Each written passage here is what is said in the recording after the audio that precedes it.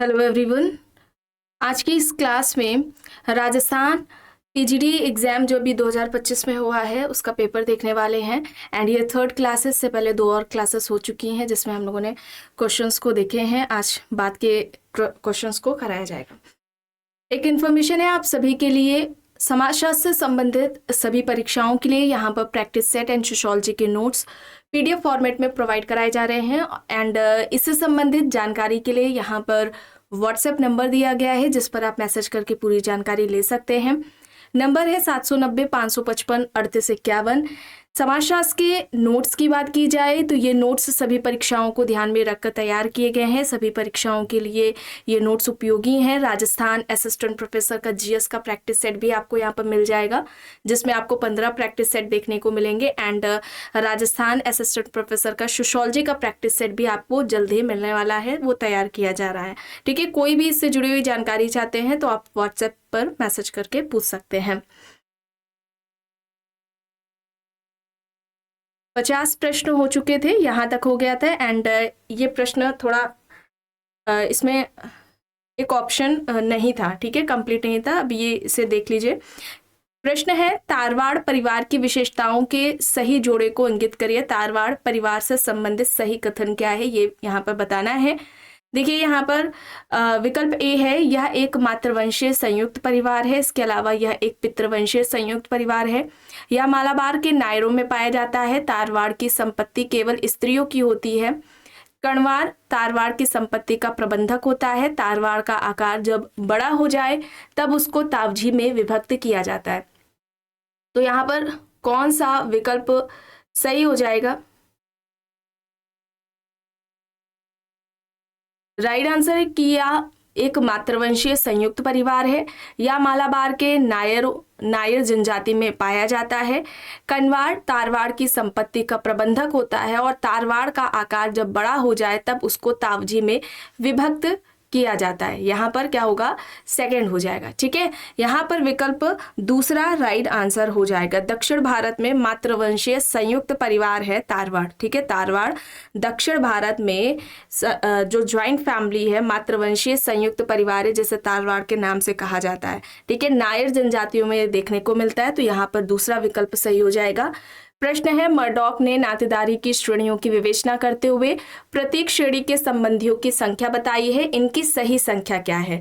3 तरह के नातेदारी की बात की थी, प्राथमिक, द्वितीयक, तृतीयक नातेदार की बात की थी। इसमें कितने संबंधी आते हैं ये यहाँ पर बताना है। आपको कई बार ये प्रश्न कराया भी जा चुका है।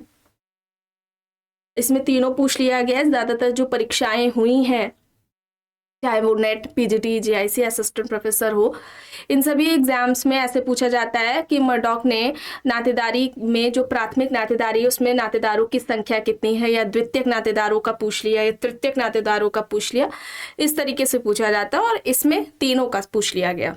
तो यहाँ पर क्या होगा? यहाँ पर प्राथमिक में 8 नातेदारों की बात की थी, द्वितीयक में 33 और तृतीयक में 151। तो यहाँ पर क्या होगा? फोर्थ राइट आंसर हो जाएगा। ठीक है, विकल्प यहाँ पर फोर्थ, ऑप्शन फोर्थ यानी कि विकल्प 4 यहाँ पर सही होगा। मर्डॉक की बात की जाए तो मर्डॉक की एक इंपॉर्टेंट बुक है जो अक्सर एग्जाम्स में पूछी जाती है। बुक का नाम क्या है? सोशल स्ट्रक्चर है। ठीक है, सोशल स्ट्रक्चर है ये पुस्तक। इस पुस्तक में इन्होंने 250 समाजों पर अध्ययन किया था। ठीक है, 250 समाजों पर अध्ययन किया था और उन सभी समाजों पर अध्ययन करने के बाद इन्होंने ये पाया कि इन सभी समाजों में, 250 समाजों में परिवार का स्वरूप कोई ना कोई इन्हें देखने को मिला है। और ज्यादातर जो परिवार इन्हें देखने को मिले थे वो नाभिकीय परिवार, या जिसे हम एकाकीय परिवार कहते हैं, ये देखने को मिले थे। और इसी आधार पर इनका स्टेटमेंट आप देखते होंगे, परीक्षाओं में पूछा जाता है, परिवार एक सार्वभौमिक संस्था है। ठीक है, परिवार एक सार्वभौमिक संस्था है। इस तरह से इस एग्जाम्स में पूछा जाता है, ये किसका कहना है? परिवार एक सार्वभौमिक संस्था है, ये किसके द्वारा बात कही गई है? जीपी मर्डॉक के द्वारा कही गई है, ये याद रखिएगा। और परिवार के इन्होंने प्रकार बताए हैं, ये एग्जाम्स में पूछे जाते हैं। परिवार के जो प्रकार जीपी मर्डॉक ने बताए हैं ये कौन कौन से हैं? तो पहले की अगर हम बात करें तो यौन प्रकार है। ठीक है, दूसरे प्रकार की बात करें तो प्रजनन हो जाएगा, फर्टिलिटी से रिलेटेड। तीसरा प्रकार यहाँ पर हो जाएगा आर्थिक प्रकार्य, पालन पोषण से संबंधित। और चौथा और आखिरी जो प्रकार है वो शैक्षणिक प्रकार इन्होंने बताया है। तो ये याद रखिएगा, ये 4 प्रकार कौन कौन से जो कि मर्डॉक द्वारा बताए गए हैं, ये एग्जाम्स में पूछे जाते हैं, इंपॉर्टेंट है। पारिवारिक सार्वभौमिक संस्थाएं किसका कहना है, मर्डॉक का। सोशल स्ट्रक्चर किसकी पुस्तक है, जीपी मर्डॉक की है। 250 समाजों पर अध्ययन किसके द्वारा किया गया था, मर्डॉक के द्वारा किया गया था। और प्राथमिक द्वितीयक तृतीयक नातेदारों की बात किसने की है, मर्डॉक ने की है। और कितने नातेदारों की ये जो संख्या है 8, 33, 151, इसे आपको याद रखना है, ठीक है। तो यहाँ पर 4th होगा सही। आगे देखते हैं, प्रश्न है भारत में किनके प्रयासों से सन 1856 में हिंदू विधवा पुनर्विवाह अधिनियम पारित हुआ था। विकल्प में यहाँ पर है दयानंद सरस्वती और रामकृष्ण परमहंस, ज्योतिबा फुले और आत्माराम पांडुरंग, राजा राम मोहन राय और ईश्वरचंद विद्यासागर, गोविंद रनाडे और BR अम्बेडकर। तो किनके प्रयासों से भारत में 1856 में हिंदू विधवा पुनर्विवाह अधिनियम पारित हुआ। डायरेक्टली इस तरीके से अधिनियम भी पूछ लिया जाता है, हिंदू विधवा पुनर्विवाह अधिनियम कब पारित हुआ था, ठीक है। या मैचिंग में आ जाता है, वर्ष को मैचिंग करना होता है, तो 1856 है, ये याद रखेंगे आप। ये नोट्स में भी आपको अधिनियम प्रोवाइड कराए गए हैं। और यहाँ पर राजा राम मोहन रॉय और ईश्वरचंद विद्यासागर होगा। 3rd यहाँ पर राइट आंसर हो जाएगा, ठीक है। विकल्प 3rd यहाँ पर राइट है।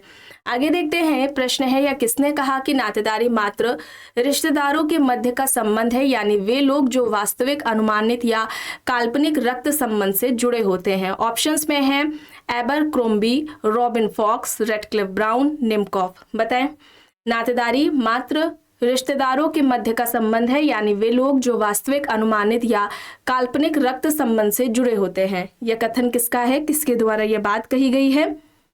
तो यहाँ पर सही होगा रॉबिन फॉक्स, ठीक है। रॉबिन फॉक्स होगा 2nd यहाँ पर राइट आंसर हो जाएगा।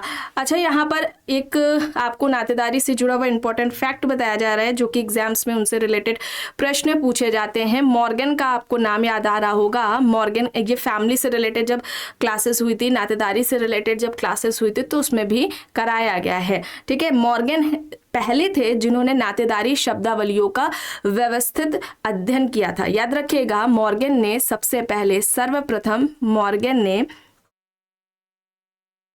नातेदारी शब्दावलियों का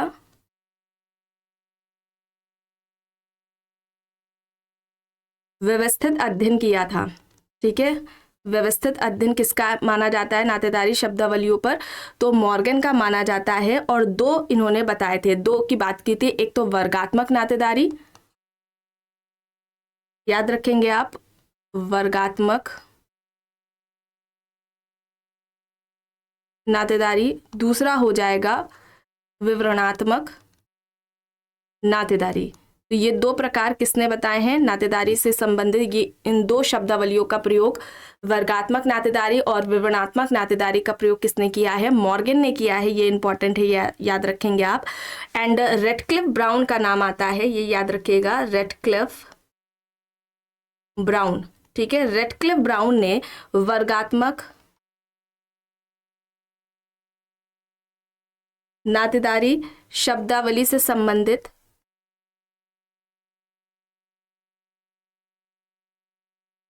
3 सिद्धांत दिए थे, ठीक है। नातेदारी, वर्गात्मक नातेदारी शब्दावली से संबंधित 3 सिद्धांत इनके द्वारा, रेडक्लिफ ब्राउन के द्वारा दिए गए हैं। पहले की अगर हम बात करें तो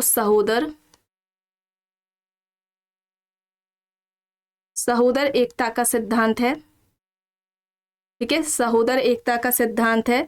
वंशीय एकता का एक सिद्धांत है, वंशीय एकता, और साधारण एकता का सिद्धांत, ठीक है।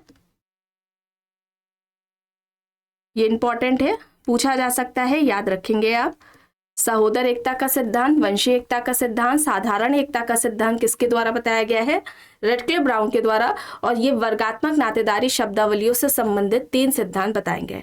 यहाँ पर रॉबिन फॉक्स होगा, विकल्प यहाँ पर सेकंड राइट हो जाएगा। अब यहाँ पर देखिए प्रश्न है बाहरी प्रभावों से जनजातीय संस्कृतियों के संरक्षण के लिए राष्ट्रीय उपवन यानी कि नेशनल जो पार्क है इसका बनाने का जो सुझाव है वो किसके द्वारा दिया गया था? सभी जानते हैं वेरियर एल्विन ने बात की थी। ठीक है, वेरियर एल्विन ने बात की थी। जीएस घुरिये ने आत्मसातकरण की बात की थी। आत्मसातकरण नीति की बात किसके द्वारा की गई थी? जीएस घुरिये के द्वारा की गई थी। वेरियर एल्विन ने, ठीक है, वेरियर एल्विन ने अलग थलग की नीति की बात की थी। अलग थलग नीति की बात की थी, या अगर हम कहें पृथक्करण की नीति। ठीक है, पृथक्करण की नीति इस तरीके से भी पूछा जाता है, दोनों ही याद रखेंगे आप। आइसोलेशन पॉलिसी, तो ये किसके द्वारा बात की गई थी? वेरियर एल्विन के द्वारा बात की गई थी, ये आप याद रखेंगे। और वेरियर एल्विन ने, ठीक है, वेरियर एल्विन ने जो जनजाति हैं, ठीक है, वेरियर एल्विन ने जनजातियों को किस नाम से संबोधित किया था? वनवासी। वेरियर एल्विन जनजातियों को, अनुसूचित जनजातियों को वनवासी शब्द से पुकारते थे। घुरिये की बात करें, जीएस घुरिये की, तो जीएस घुरिये जो अनुसूचित जनजाति हैं, ठीक है, शेड्यूल्ड ट्राइब्स है, इनको क्या कहते हैं? पिछड़े हिंदू कहते हैं। याद रखेंगे आप, अनुसूचित जनजातियों को जीएस घुरिये ने क्या कहा था? पिछड़े हिंदू कहा था। ठीक है, पिछड़े हिंदू कहा था। और इसके अलावा अगर हम बात करें जो हमारे ठक्कर बाबा हैं, ठीक है, ठक्कर बाबा हैं, इन्हें क्या कहा जाता है? आदिवासी का मसीहा कहा जाता है। आदिवासी का मसीहा किसे कहा जाता है? ठक्कर बाबा को कहा जाता है। और इन्होंने अनुसूचित जनजातियों के लिए किस शब्द का प्रयोग किया था?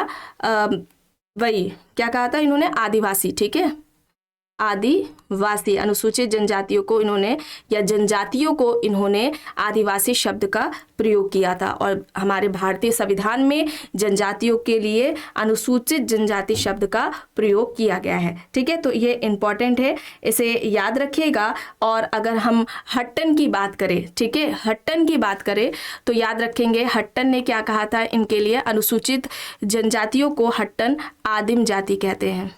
ठीक है, आदिम जाति कहते हैं। आदिम जाति किसने कहा है? हट्टन ने कहा है। वनवासी किसने कहा है? एल्विन ने। ठीक है, वेरियर एल्विन ने कहा है। ठक्कर बाबा ने आदिवासी कहा है। ठक्कर बाबा को आदिवासी का मसीहा कहा जाता है। जीएस घुरिये आप जानते ही हैं, कई बार प्रश्न कराया गया है। जीएस घुरिये अनुसूचित जनजाति को पिछड़े हिंदू कहते हैं। इनके द्वारा आत्मसातकरण की नीति की बात की गई थी। चलिए आगे देखते हैं। प्रश्न है शारदा एक्ट किस वर्ष पारित हुआ था? 1929, 1935, 1939, 1942। यहाँ पर ऑप्शंस दिए गए हैं। शारदा एक्ट कब पारित किया गया था? तो कब पारित होता है शारदा एक्ट? 1929 में। यहाँ पर फर्स्ट होगा। ठीक है, विकल्प फर्स्ट यहाँ पर राइट आंसर हो जाएगा। प्रश्न है निम्न में से कौन सा विकल्प सही नहीं है? देखिए सन 1946 1946 में भोर समिति की रिपोर्ट, 1952 में परिवार नियोजन कार्यक्रम का प्रारंभ किया जाना, 1976 में राष्ट्रीय जनसंख्या नीति का बयान और 1981 में परिवार में बच्चों की संख्या को 2 तक सीमित करना। तो कौन सा विकल्प सही नहीं है यह पूछा जा रहा है। तो यहाँ पर देखिए फर्स्ट, सेकेंड, थर्ड राइट है, फोर्थ यहाँ पर गलत हो जाएगा। 1981 में परिवार में बच्चों की संख्या को 2 तक सीमित करना, ये यहाँ पर गलत हो जाएगा। फोर्थ यहाँ पर राइट होगा। अब यहाँ पर देखिए प्रश्न है भारत में 2011 की जनगणना के अनुसार लिंगानुपात क्या है? तो लिंगानुपात कितना है? लिंगानुपात कितना है? तो यहाँ पर सही विकल्प क्या होगा? यहाँ पर फर्स्ट होगा। ठीक है, यहाँ पर क्या हो जाएगा? फर्स्ट यहाँ पर राइट आंसर हो जाएगा। अब यहाँ पर देखिए प्रश्न है भारत में अनुसूचित जातियों के लिए निम्न में से कौन सी एक सामाजिक समस्या नहीं है? अस्पृश्यता है यहाँ पर दिया गया, कानून के सम्मुख समानता है, गरीबी है और शैक्षणिक पिछड़ापन है। कौन सा विकल्प यहाँ पर सही होगा?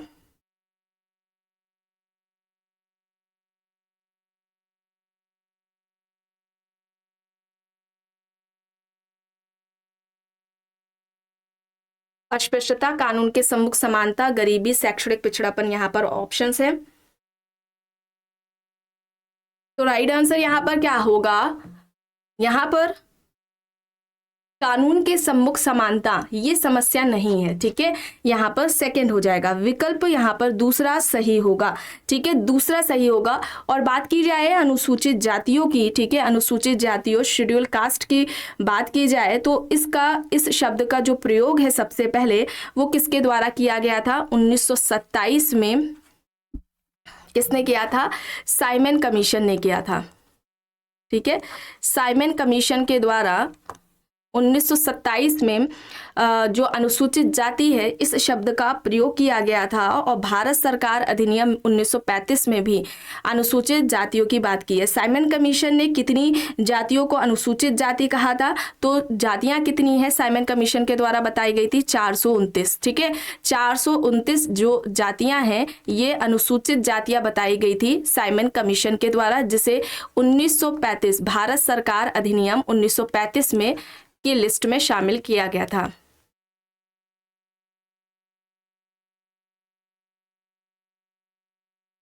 जिसे भारत सरकार अधिनियम 1935 में जो लिस्ट है, लिस्ट में शामिल किया गया 429 अनुसूचित जातियों को, ठीक है, ये याद रखिएगा, इंपॉर्टेंट है। अब यहाँ पर बात करें किसने अनुसूचित जातियों को किस नाम से संबोधित किया है। हट्टन का नाम सबसे पहले आता है, अक्सर एग्जाम्स में पूछा गया है। हट्टन क्या कहते हैं, अनुसूचित जातियों को हट्टन ने क्या कहा है, बाहरी जाति या बहिष्कृत जाति शब्द का प्रयोग किया है हट्टन ने, ये याद रखिएगा। अंबेडकर की बात करें, अंबेडकर की बात करें, बी आर अंबेडकर की बात करें तो इन्होंने भग्न पुरुष, ठीक है, भग्न पुरुष या फिर भग्न जाति, ठीक है, भग्न जाति इस नाम से अंबेडकर ने संबोधित किया है। महात्मा गांधी की बात करें हम, ठीक है, महात्मा गांधी की बात करें तो ये हरिजन कहते हैं, ठीक है, अनुसूचित जातियों को हरिजन के नाम से संबोधित करते हैं। ये इतना इंपॉर्टेंट है, फैक्ट से अक्सर एग्जाम्स में पूछा जाता है और हट्टन का जो है ज़्यादातर एग्जाम्स में पूछा गया है, तो इसे याद रखिएगा, यहाँ पर सेकंड हो जाएगा राइट आंसर। प्रश्न है, सन 2011 की जनगणना के अनुसार भारत का अनुमानित औसत जनसंख्या घनत्व क्या है। 200 व्यक्ति प्रति वर्ग किलोमीटर, 342 व्यक्ति प्रति वर्ग किलोमीटर, 400 व्यक्ति प्रति वर्ग किलोमीटर या फिर 474 व्यक्ति प्रति वर्ग किलोमीटर। सही यहां पर क्या होगा, 2011 की जनगणना के अनुसार भारत का जो जनसंख्या घनत्व है ये पूछा जा रहा है कितना है, तो 382 व्यक्ति प्रति वर्ग किलोमीटर है, यहाँ पर सेकंड हो जाएगा, ठीक है, सेकंड यहाँ पर राइट है। प्रश्न है, अपराध का विभेदक साहचर्य का सिद्धांत कई बार एग्जाम्स में आप पूछा जा चुका है, कई बार क्लास में भी कराया गया है। विकल्प है George रिट्जर, Howard baker, Edwin Sutherland, Lombroso. तो अपराध का जो विभेदक साहचर्य का सिद्धांत है ये किसके द्वारा दिया गया था, सदरलैंड के द्वारा दिया गया था, तो यहाँ पर क्या होगा, थर्ड राइट आंसर हो जाएगा। अच्छा, सदरलैंड ने अपनी किस पुस्तक में अपराध का विभेदक साहचर्य का सिद्धांत दिया है, तो पुस्तक का नाम क्या है, प्रिंसिपल्स ऑफ क्रिमिनोलॉजी, ठीक है, ये इनकी पुस्तक है। ये कब आती है, 1939 में आती है। इस पुस्तक में इन्होंने अपराध का विभेदक साहचर्य का सिद्धांत दिया है और अपराध को, ठीक है, अपराध संगति व सीख का परिणाम है, ठीक है, संगति व सीख का परिणाम है, मतलब व्यक्ति किस तरीके के लोगों के संपर्क में आता है, वो जैसे व्यक्ति अपराध से रिलेटेड जो व्यक्ति हैं, ग्रुप है व्यक्तियों को उनके संपर्क में आएगा तो वैसी ही क्रियाएं करेगा व्यक्ति, आगे जाकर अपराध करेगा, अपराधी बनेगा। इसी वजह से कहा गया है कि जो अपराध है वो संगति व सीख का परिणाम है। ये किसने कहा है, सदरलैंड ने कहा है, ये याद रखिएगा। और इनके इस अपराध के विभेदक साहचर्य के सिद्धांत को किस नाम से जाना जाता है, इस तरीके से भी पूछा जा सकता है, तो याद रखिएगा संस्कृति संचरण का सिद्धांत, ठीक है, संस्कृति संचरण के सिद्धांत के नाम से जाना जाता है। और सदरलैंड की बात करें तो आधुनिक अपराध शास्त्र के जनक है, ये भी याद रखेंगे आप, अपराध शास्त्र के जनक हैं। कौन? सदरलैंड है आधुनिक अपराध शास्त्र के जनक। अपराध सीखा हुआ व्यवहार है, अपराध सीखा हुआ व्यवहार है, ये किसके द्वारा बात कही गई है?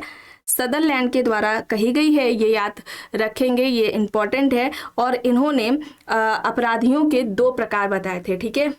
अपराधी के इन्होंने 2 प्रकार बताए थे। एक तो इन्होंने बताया है निम्न वर्गीय अपराधी, निम्न वर्गीय अपराधी, और दूसरा क्या हो जाएगा? इन्होंने सफेद पोश अपराधी, व्हाइट कॉलर क्राइम, सफेद पोश अपराधी की बात की है, ठीक है। ये इनका कॉन्सेप्ट है, एग्जाम्स में पूछा जाता है। व्हाइट कॉलर, सफेद पोश या श्वेत वसन अपराध की बात किसने की है? तो ये किसका है? क्लासिफिकेशन अपराधी का 2 तरीके से, ये अपराधी के 2 प्रकार, निम्न वर्गीय अपराधी और सफेद पोश अपराधी किसने बताए हैं? सदरलैंड ने बताए हैं। आगे देखते हैं, प्रश्न है विचलन के बारे में निम्न में से किस प्रेरणात्मक कारण की चर्चा रॉबर्ट मर्टन ने नहीं की है? सामाजिक, धार्मिक, वैयक्तिक, सांस्कृतिक यहाँ पर दिया गया है। सही क्या होगा? सही क्या होगा? और मर्टन का विचलन से जुड़ा हुआ एक स्टेटमेंट भी आता है। मर्टन का कहना था कि जो विचलन के बीज है ये समाज में ही छिपे रहते हैं, या विचलन का जो कारण है, ठीक है, मर्टन ने विचलन का कारण किसे माना है? सोसाइटी यानी कि समाज को माना है। समाज में ही विचलन के बीज छुपे होते, इस तरीके से स्टेटमेंट आता है। और संघर्ष के बीज समाज में छिपे होते, ये किसका कहना था? डेहरेनड्रॉफ का कहना था। कंफ्यूज नहीं होंगे, ठीक है। यहाँ पर क्या होगा? मेरे हिसाब से यहाँ पर वैयक्तिक होना चाहिए। देखते हैं क्या राइट होगा, ठीक है। तो यहाँ पर मेरे हिसाब से विकल्प 3 यहाँ पर राइट होना चाहिए। आगे देखते हैं, प्रश्न है किसने कहा है कि ज्ञान का उद्देश्य समस्याओं का समाधान करना है? John Dewey, PV Young, David Stern, Kettinger and Cotts यहाँ पर दिया गया है। ज्ञान का उद्देश्य समस्याओं का समाधान करना है, ये किसका कहना है?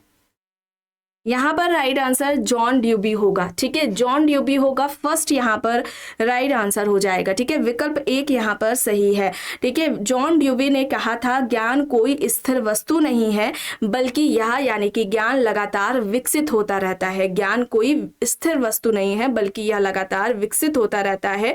इनका ये भी कहना था कि जो एजुकेशन है, शिक्षा है, इसका काम केवल जानकारी देना ही नहीं होता है, बल्कि व्यक्ति के सोचने, समझने और किसी भी समस्या का समाधान ढूंढने की जो प्रक्रिया है उसको भी बढ़ावा देना होता है, ठीक है। तो इन्होंने ये शिक्षा का उद्देश्य बताया था, ठीक है। तो यहाँ पर जॉन ड्यूबी होगा फर्स्ट, यहाँ पर राइट होगा।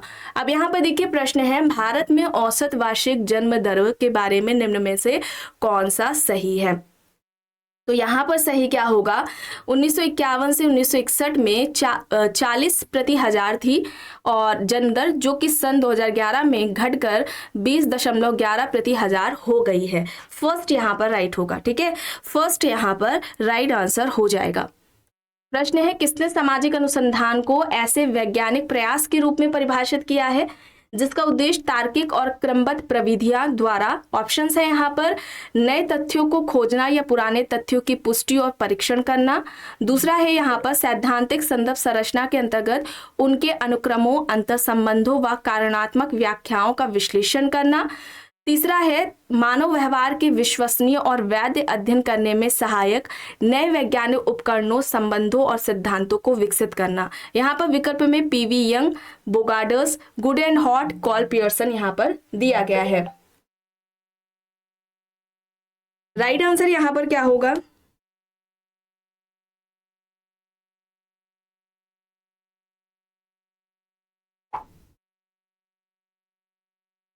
सही यहाँ पर क्या हो जाएगा?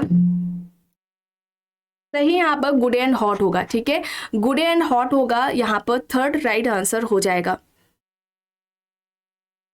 अब यहाँ पर देखिए प्रश्न है, निम्न में से कौन संभाविता निर्देशन का प्रकार नहीं है? दैव निर्देशन, उद्देश्यपूर्ण निर्देशन, सीमित दैव निर्देशन, क्षेत्र निर्देशन यहाँ पर दिया गया है। संभाविता निर्देशन का प्रकार नहीं है ये पूछा जा रहा है, तो यहाँ पर उद्देश्यपूर्ण निदर्शन होगा। ठीक है, उद्देश्यपूर्ण निदर्शन होगा।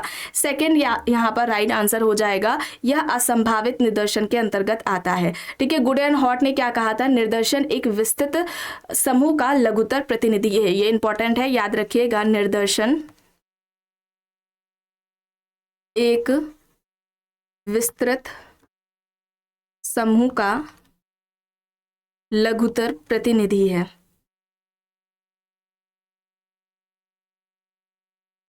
इसके द्वारा ये बात कही गई है, गुडे एंड हॉट के द्वारा ये बात कही गई है।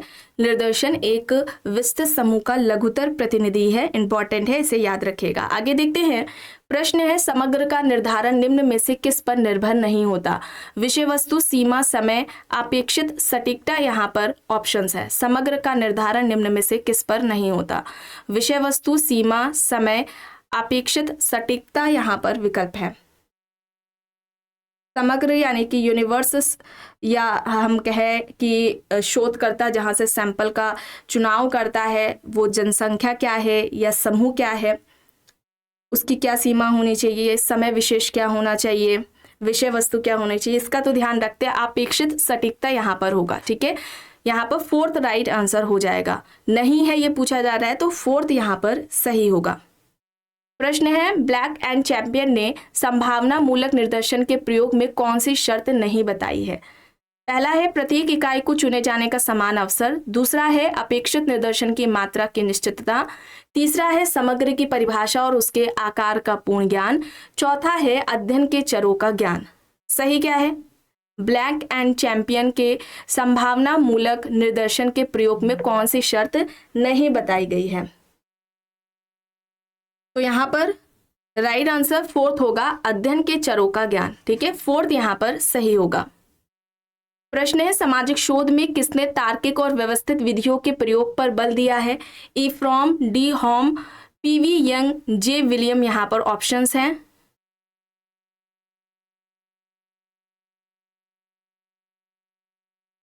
यहाँ पर राइट आंसर क्या होगा, पीवी यंग होगा। ठीक है, पीवी यंग होगा। सामाजिक शोध में इनमें से किसने तार्किक और व्यवस्थित विधियों के प्रयोग पर बल दिया है, पीवी यंग यहाँ पर राइट आंसर हो जाएगा। इनकी पुस्तक है scientific social survey and research. याद आनी चाहिए आपको, ये एग्जाम्स में पूछी गई है कई बार। Scientific social survey and research, ये इंपॉर्टेंट है, अक्सर एग्जाम्स में पूछी जाती है। ये पुस्तक किसकी है, पीवी यंग की है। आगे देखते हैं, प्रश्न है, गोल्डथोप एंड लॉकवुड ने अपने समृद्ध श्रमिक अध्ययन में किस पद्धति का प्रयोग किया। अवलोकन, साक्षात्कार, अनुसूची, प्रश्नावली यहाँ पर दिया गया है। एफ्लुएंट वर्कर स्टडी, इस तरीके से पूछा जाता है, मैचिंग में अक्सर पूछा गया है। इनका अध्ययन ब्रिटेन के औद्योगिक शहरों में कंपनियों में काम करने वाले श्रमिकों पर रहा है। ठीक है, जिसमें उन्होंने ये जानने का प्रयास भी किया था कि जो आर्थिक जो विकास हो रहा है, आर्थिक विकास से मजदूरों का क्या मजदूर मध्यम वर्ग के में शामिल हो रहे हैं, ये इनका अध्ययन का उद्देश्य था। ये जानने का प्रयास इन्होंने किया है इस अध्ययन में। ठीक है, और यहाँ पर प्रश्नावली होगा। ठीक है, प्रश्नावली पद्धति का प्रयोग किया था। फोर्थ यहाँ पर राइट आंसर हो जाएगा। अब यहाँ पर देखिए, प्रश्न है, किस प्रकार के प्रश्नों की आवश्यकता होती है जब प्रत्येक प्रश्न सभी उत्तरदाताओं के लिए प्रासंगिक हो। यह जरूरी नहीं है। दोहरे प्रश्न है, निर्देशक प्रश्न है, कॉन्टिजेंसी प्रश्न है, मैट्रिक्स प्रश्न यहाँ पर दिया गया है। तो यहाँ पर सही क्या होगा, कॉन्टिजेंसी प्रश्न यहाँ पर होगा। ठीक है, थर्ड यहाँ पर राइट आंसर होगा। प्रश्न है, अवलोकन विधि में निम्न में से कौन सी प्रक्रिया नहीं घटित होती है। संवेदना, एकाग्रता, हेरफेर, धारणा यहाँ पर है। अवलोकन विधि में इनमें से कौन सी प्रक्रिया नहीं घटित होती है। अवलोकन पद्धति को, जो अवलोकन पद्धति है, इसे शास्त्रीय पद्धति के नाम से जाना जाता है। याद रखेंगे आप। अवलोकन पद्धति को शास्त्रीय पद्धति के नाम से जाना जाता है और तथ्य संकलन की यह प्राथमिक विधि आती है। प्राथमिक विधि के अंतर्गत आती है सहभागी अवलोकन। ठीक है, एक प्रश्न ये इस तरीके से अक्सर पूछा जाता है, सहभागी अवलोकन। सहभागी अवलोकन का सबसे पहले, ठीक है, सर्वप्रथम प्रयोग किसने किया था? लिंडमैन ने किया था। ठीक है, किसने किया था? लिंडमैन ने किया था। और किस पुस्तक से जुड़ा हुआ है? Social discovery. सोशल डिस्कवरी इनकी पुस्तक है जो कि 1924 में आती है। इंपॉर्टेंट बुक है सोशल डिस्कवरी, डायरेक्टली पूछ भी लेते हैं। और ये कब आती है? 1924 में, याद रखेंगे। लिंडमैन ने सबसे पहले सहभागी अवलोकन पद्धति का प्रयोग किया था। और यहाँ पर राइट आंसर हेरफेर होगा। ठीक है, हेरफेर होगा, थर्ड यहाँ पर राइट हो जाएगा। अब यहाँ पर देखिए प्रश्न है, किसी कार्यालय में रिश्वतखोरी के प्रतिमान की जांच के मामले में आंकड़ा संग्रहण के लिए कौन सी साक्षात्कार विधि उपयोगी है? प्रत्यक्ष व्यक्तिगत साक्षात्कार, अप्रत्यक्ष व्यक्तिगत साक्षात्कार, संरचित साक्षात्कार या फिर असंरचित साक्षात्कार। देखिए, किसी कार्यालय में रिश्वतखोरी के प्रतिमान की जांच के मामले में आंकड़ा संग्रहण के लिए कौन सी साक्षात्कार विधि उपयोगी होगी? यहाँ पर अप्रत्यक्ष व्यक्तिगत साक्षात्कार होगा। सेकंड यहाँ पर राइट होना चाहिए। ठीक है, सेकंड यहाँ पर सही होना चाहिए। आगे यहाँ पर देखिए प्रश्न है, निम्न में से कौन सा कथन सही नहीं है? अवलोकन व्यवहारों के अंकन को तब संभव बनाते हैं जब वे घटित होते हैं। यह उन सूचनादाताओं से तथ्य संकलित करने में मदद करता है जो मौखिक सूचना नहीं दे सकते हैं। यह सूचनादाता की सूचना प्रदान की इच्छा से स्वतंत्र होता है। अवलोकित सूचनाओं का संकेतन किया जा सकता है। कौन सा सही नहीं है ये बताना है। तो या तो यहाँ पर ये फिफ्थ होगा, सभी सही हैं, ठीक है, या फिर थर्ड होगा। ठीक है, थर्ड में थोड़ा डाउट है, हो भी सकता है नहीं भी हो सकता है। यह सूचनादाता की सूचना प्रदान करने की इच्छा से स्वतंत्र होता है। ठीक है, थर्ड वाला सही हो सकता है, नहीं भी हो सकता है, या फिर ये सारे सही होंगे। ठीक है, अब यहाँ पर देखिए, वैज्ञानिक प्राकल्पना का निम्न में से कौन सा लक्षण नहीं है? स्पष्टता, विशिष्टता, मूल्य संचालित उपलब्ध पद्धतियों से परीक्षणीय। प्राकल्पना का, वैज्ञानिक प्राकल्पना का लक्षण नहीं है ये पूछा जा रहा है, तो यहाँ पर मूल्य संचालित होगा, थर्ड यहाँ पर राइट हो जाएगा। आखिरी प्रश्न है, अनुसंधान के आकार को छोटा बनाने में निम्न में से कौन सी प्राकल्पना प्रयुक्त होती है? शून्य प्राकल्पना, कार्यकारी प्राकल्पना, संबंध परक प्राकल्पना, वर्णनात्मक प्राकल्पना यहाँ पर दिया गया है। अनुसंधान के आकार को छोटा बनाने में इनमें से कौन सी प्राकल्पना का प्रयोग किया जाएगा? तो यहाँ पर वर्किंग हाइपोथेसिस होगा, ऑप्शन सेकंड यहाँ पर राइट हो जाएगा। ठीक है, विकल्प यहाँ पर दूसरा सही होगा। तो आज की इस क्लास में बस इतना ही। आई होप ये आपको पसंद आई होगी। अगर पसंद आई है तो प्लीज लाइक करिएगा, कमेंट करके जरूर बताइएगा। चैनल पर अगर आप नए हैं तो चैनल को भी जरूर सब्सक्राइब कर लीजिएगा एंड इस वीडियो को जितना हो सके ज्यादा से ज्यादा लोगों के साथ शेयर भी जरूर करिएगा।